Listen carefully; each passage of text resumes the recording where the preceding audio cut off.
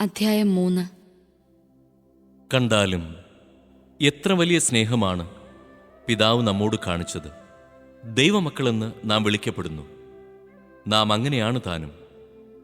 ലോകം നമ്മെ അറിയുന്നില്ല, കാരണം അത് അവിടുത്തെ അറിഞ്ഞിട്ടില്ല. പ്രിയപ്പെട്ടവരെ, നാം ഇപ്പോൾ ദൈവത്തിൻ്റെ മക്കളാണ്.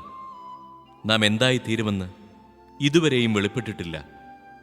എങ്കിലും ഒരു കാര്യം നാം അറിയുന്നു: അവിടുന്ന് പ്രത്യക്ഷനാകുമ്പോൾ നാം അവിടുത്തെ പോലെയാകും.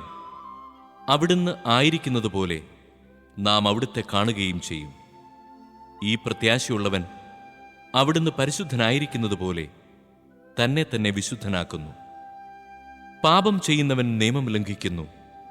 പാപം നിയമലംഘനമാണ്. പാപങ്ങൾ ഏറ്റെടുക്കാൻ വേണ്ടിയാണ് അവൻ പ്രത്യക്ഷനായത് എന്ന് നിങ്ങൾ അറിയുന്നു. അവനിൽ പാപമില്ല.